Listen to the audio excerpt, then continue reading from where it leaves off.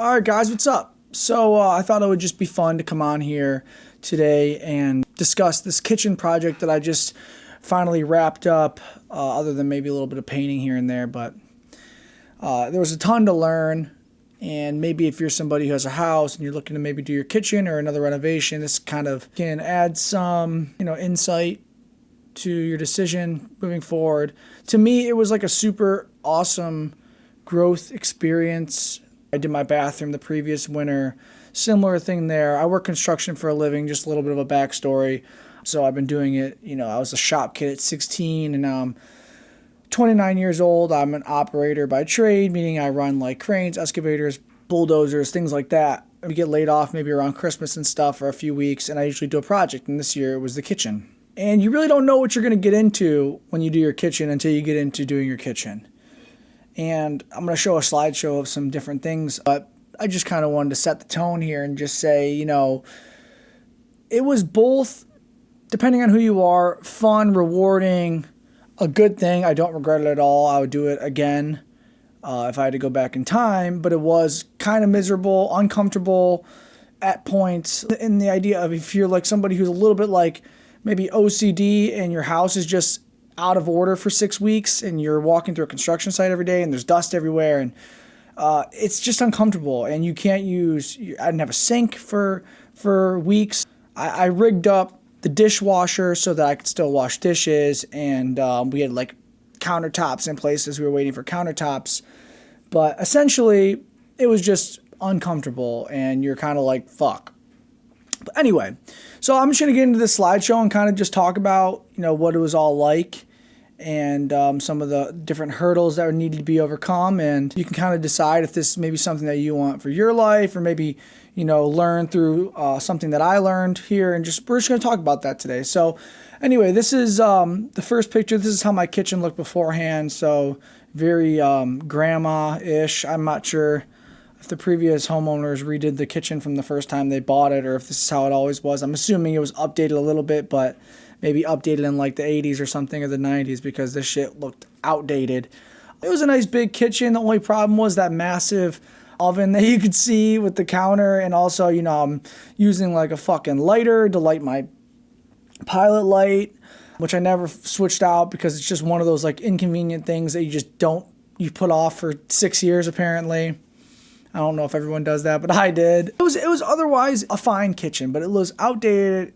The counter space was not enough, and I just was ready for a change and an update. So what that looks like is, so here's a picture of my dad. I think he was undoing the screws for the first cabinet, and there's Rachel as the cabinets just disappeared on us. So the way you just take down cabinets is usually they're screwed into the wall, so you just unscrew them from the wall, take them down one by one. There was some ripping it apart. It's not as clean, but also when you're doing demo, who gives a shit? You're going to make a mess, so you just kind of start going yammer with hammers and and drills and whatever you can to kind of demo shit. You could see all the glue on the back wall and the nasty shit.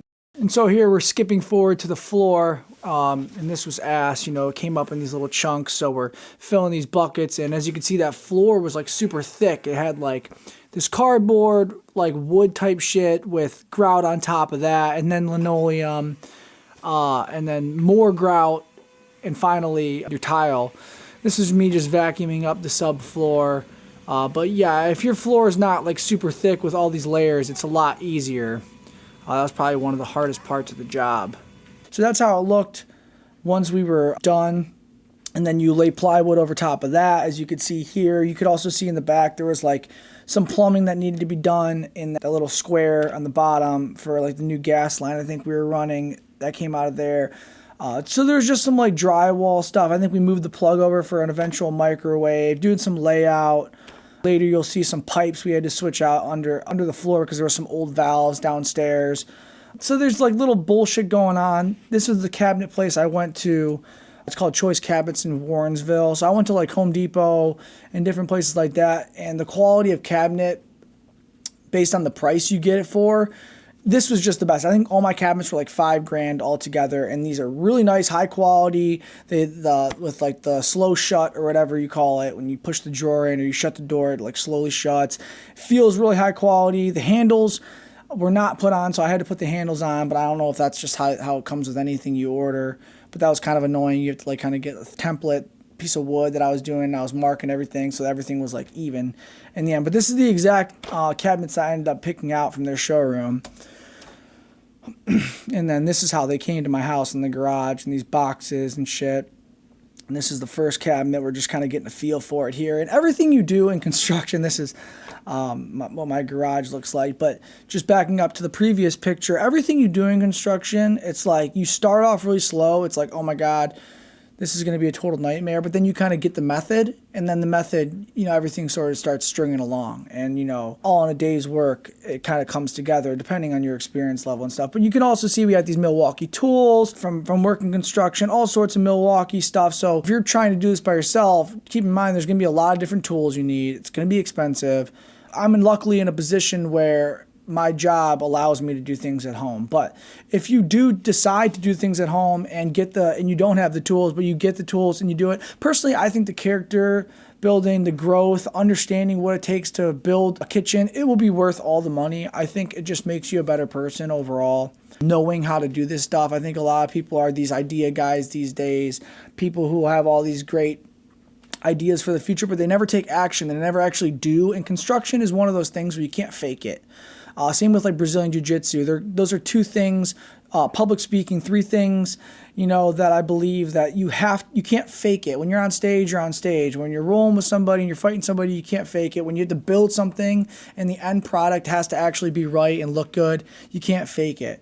And that's why I really enjoy things like this. It just it grounds you in a way, and it brings those ideas into reality. And I think those are important reps to get in through life. So this was half the cabinets done with the finished floor. So this was this hideous ass fucking, I don't know, like paneling or whatever. And underneath it, they had this glue. So I had to put primer on it. Like everything you rip up in your kitchen, especially if it's like kind of an older house, like there's going to be more than you thought. You can see in this little bottom left corner here, there's a like piece of drywall that's breaking out, and it's all weird. So you have to get all that out, cut it out nice and neat, put a piece in there, mud it up, get rid of all this shit, put primer on before you put paint. And it's just like by the end of it, you're like, holy fuck, like that was a lot just for this little thing. But that's kind of what you're signing up for. So just be prepared to be uncomfortable for weeks. And yeah, it sounds a little miserable, but it is going to be worth it in the end. And if you don't want to do a portion of something, like I paid a guy to do my trim work, which was nice. Here are the pipes that I was talking about earlier. We just switched out with a couple shark bite valves because we had the old shitty ones. You just basically cut them out real quick with like a copper cutting tool, and then the shark bite makes it nice and easy. You just clean off the copper a little bit, and it pops right on there. And now you got two brand new valves for the future. These are the cabinet screws that you use, if anybody's wondering. My dad did a lot of the level work. Shout out my dad. He's always like super helpful for everything in life. He loves to do like the level stuff. He's super big perfectionist, which can be very annoying, but also it makes the final product really good. So he did a lot of the leveling work on the cabinets. I was kind of just like his second in command for that portion. And all this is just basically, the top you mount to the wall, the screws obviously making sure it's level and good. So that was pretty easy. You just string it all out. And then the bottom, it's a little bit more tricky because you're going to be shimming things. You're going to make sure everything's level. So the counter's level, which really helped later. You'll see with the backsplash, because it was just made like a nice level line that I could just follow for the backsplash. But anyway, continuing to move forward. So this is all the cabinets finally done. And then this was auto leveling for the vinyl flooring I got. The floor needs to be like dead level, and there was a little bit of some like low spots and stuff. This was a pain in the ass too. My dad did a lot of this type of work too, which was like, there'd be a hole here or there. You're just kind of going around with like a 4-foot level, seeing where it's dropping, trying to mark it out. So he had all these marks like, oh, here was an 1/8 inch fill, 1/2 inch fill. I don't think there was ever like a 1/2 inch. That's too much. But you see what I'm saying? There was places that needed more than others. So literally we're mixing this stuff up and we're putting a little bit more in this spot, a little bit less in this spot. It's not perfect, but it came out really good. and the floor laid out well. So this is after it dried later on. This is the floor I got. It's that performance waterproof luxury vinyl, not very expensive. This is all the cuts. I did all the cuts and stuff like that. So you could see like that by that one piece that was just shown. It was a little quirky because you're literally filling in around all of these cabinets, and where it lays is where it lays. So you're going to be marking things out and making sure that it all fits, which was kind of a pain in the ass, but it's tongue and groove. It goes together real nice. I wasted a lot of material here in some cases when you're like doing real tight spots. You buy like 15% more than you need and you're usually good, which we ended up actually needing one more box. But, it's part of the learning process. And that's the thing. Every mistake that I made, I tried not to really feel too bad about it. I was like, this is a learning process and is a lot of growth in that. And so if you're not making mistakes, my dad always says this stupid quote. It's stupid to me because I hear it 100 times, but it's like, there's a guy who said, you need to hire me. I never make any mistakes. And the dude's like, well, I can't hire you then because if you never made any mistakes, when you finally do make one, you'll never know how to fix it. So that's a good one to live by. It's a little corny, but it's true. I don't love making mistakes, but mistakes show your weaknesses, and you want to turn your weaknesses into strengths. I mean, if we're being cringe today, we're going to be cringe today. So there you go. This was a laundry machine. Those were the wires that were pre-existing on the laundry machine. Not laundry. The dishwasher, I'm sorry. And this was the dishwasher plug. So I just wired that up real quick. You just go positive to neutral, and then your ground wire. And then you get that wired out. We plugged into an outlet. This was a hideous ass chandelier. I put this in here because I switched that light out. So this is at Home Depot. We were looking through different lights to buy. Finally, I settled on this one because it was easy and I had all this shit going on. I was like, fuck it. It looks better than the hideous chandelier. That's what I mounted it to later, and that's how it looked once the chandelier was gone. So yeah, it's not the best light you've ever seen, but it's way better than that giant chandelier hanging down that looked like it was from the 1970s or whatever. So, and then I wired this fan up too while I was at it. I had like an old, like granny looking fan. I'm not sure if you saw that in previous pictures. So of course, Murphy's Law, my water heater took a shit. Same time too. I get home from work. I think I actually was preparing to do my backsplash, like do some dry fitting on the backsplash. I get home and there's this water trail and the shower was freezing. And so I'm like, fuck me. So in one day's time, me and my dad literally demoed this thing and put up a new one. And shout out all the dads out there who are helping their sons, because it's impossible to do something like this by yourself, and people are busy. They do not want to be wasting their time with you. So if you have a dad, be grateful for that, which I very much am, because it allows me to always have somebody to help me for the most part. So I don't take that for granted at all.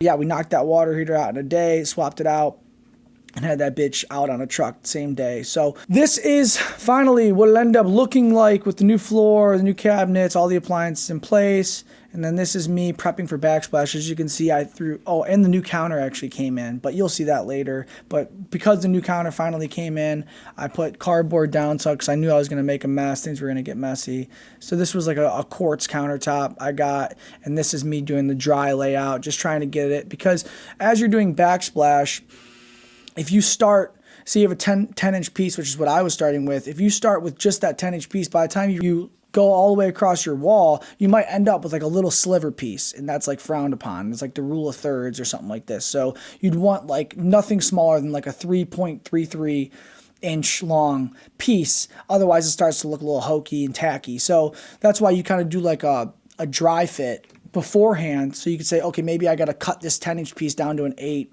because they stagger. It's like you go full half as you're doing it. So anyway, there's videos on YouTube. This isn't really about me explaining how to do backsplash, but I'd never done backsplash before, by the way. So I just watched like 4 videos, talked to ChatGPT, and just made it happen. And that's what it's about, people. Just taking action, trying to figure it out. Backsplash is something I did all by myself. All right, that Omni grip that was just on the screen, by the way, that was a mastic, so that's the stuff that you use for the backsplash. But my dad wanted to help me with backsplash. I actually asked another guy, he was supposed to help me, but then he bailed on me. And so I was just going to do it myself. I know my dad actually was going to come help me. And I'm like, I don't want help. I actually wanted to do this part myself. I did a lot of the kitchen myself, so it's not like I had really much to prove, but it was important to me to take something I'd never done before, find the resources myself, get all the material myself, and put it into action and finish it and knock it out. So this is a video right before I was going to start. I did all this prep work. And all right, I'm not going to lie. It's my first time ever doing backsplash, but I'm kind of pumped because of that. It's going to be good. We're all ready to go. We've prepared enough. It's time. The headlamps are great too, by the way. If you're doing any work, man, I highly recommend headlamps. It's just a light on the go. People are always like in a badly lit area when we're doing construction. And if you have a headlamp, there's never a badly lit area. So yeah, you can use a mastic for backsplash, but when you're doing tile work, they usually say like a thin set mortar is like the alternative, but mastic's easy. It comes in a bucket pre-mixed, so that's what I used. And then this is sanded grout. So there's unsanded or sanded grout. Sanded grout's if you have like bigger gaps. So the stuff I got, of course, decided to make it more difficult and have like an 1/8 inch gap as opposed to maybe like a 1/16. Something like that. So you need a sanded grout for that. And this was a mess. You mix this shit up and that's what it looks like. And oh man, like for me, like to have this beautiful kitchen that I made and then just have this disgusting mess and shit everywhere, and like you're time sensitive, you want to get the shit knocked out so it's done with, and you're scraping the stuff and it looks all messy and you have water. It's just, I probably would just pay someone to do your backsplash. To be honest, I don't regret doing it. Don't get me wrong. Like I feel really proud every time I go in my kitchen and I see the backsplash is perfectly straight lines. I'm really happy with how it came out, but it was stressful as fuck. And like for doing it my first time, I would get home from work at like 3:30, 4 o'clock, and then I'm working till like 9:30, 10, doing this stuff because I'd never done it before. Masters of this stuff might knock this, what I did in 15 hours across 3 days, they would have done it in like, I don't know, 6 hours or maybe less than that. I really don't know. But this is how it turned out though once I had it all. Oh no, this was actually pre-grout. You could see this is just what it looks like without shims in it, pre-grout. I think I messed up the order here a little bit, but now this is how it finally looked once everything was said and done. I actually built that table too, not to flex or anything. So once again, that's the before, and here's the after again. I think I do one more before, and then finally one more after. So all in all, I mean, one of the more annoying parts of the project would probably be the cabinet leveling, which my dad handled. And I think it's actually more annoying because I like to be proactive. I like to take action. And when I'm kind of just sitting there trying to like be the second for somebody and just the helper, I get like antsy. I'm a little ADHD in that way where it's like I want to be doing something. So like if I'm going to do a task, I want to handle it. And that was kind of one of those just slow processes. I'll get another shim, you know what I mean? So that was a little annoying. I don't like messy. I don't like grout. So the backsplash was annoying. And then same with like the floor leveling. It wasn't that bad because my dad kind of like led that charge.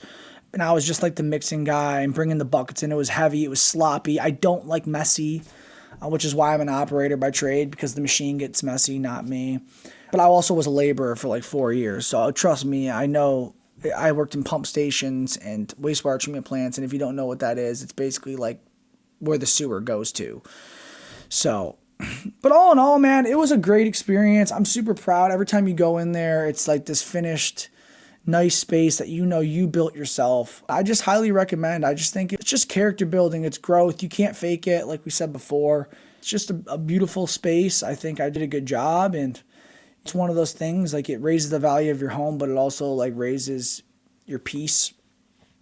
It's just having that immediate environment upgraded. It feels like it upgrades your life in total, just because you're always spending so much time in there. Every time I cook, every time I eat at that table, not only is it a beautiful space, but it's space that I made with my own 2 hands, and my dad. I don't want to take all the credit because there's a ton, and my mom and Rachel. We all did it together. It definitely wasn't just me. I had a lot of help. Yeah, man, it was good, man. So yeah, once again, there was demo. The demo involved me getting like a truck, tearing everything out, throwing it all on a truck, going to Boyus, which is a dump place, dumping the shit there. Once that was done, we did the floor, which was you break all the floor up, put plywood down. Once the plywood was down, then we did the cabinets. Once the cabinets were done, we did the floor leveling, and then the real floor, the vinyl flooring. Finally, we had counter guys come in. They did the counter and the sink because that was like a package deal. I think it was like $5,000 for the quartz countertop, plus the sink, plus the install. And then finally, the backsplash. And that wraps it all up. Now, I think when you watch this video, you'll be like, oh, really, it doesn't seem too bad. But you have your life going on when you're making a kitchen. Like, it's not like you just pause time and all the other things go away. It's like you have a kitchen that you're building on top of it. And I thought I was going to tell you guys, you make sure you schedule things out, because I was waiting on the countertops for 4 weeks after all the work was done. So I could have been done in like 2-3 weeks, but that's actually not true. Because the thing is, you need to be done with the cabinets and the floor so that they can take a measurement, so they can cut the counter for you. So no matter what, you're going to be waiting for them to take a measurement of your new counters. One thing I would probably say, though, going back, is maybe having a temporary sink. That might have made it a little bit easier for me. I just ripped the sink out and we plumbed in a dishwasher. So at least we could still do that. But to be honest with you guys, I was door dashing all the time. I was eating out all the time, because you just get lazy when your kitchen's a mess and it's a construction site. So yeah, man, this was the kitchen build. I hope you guys enjoyed, and I'll probably have to cut this video up a lot because I'm a rambler. But yeah, man, I would suggest go do that kitchen or do that project, because you learn a lot, you grow a lot, and that's what life's about, baby. Till next time.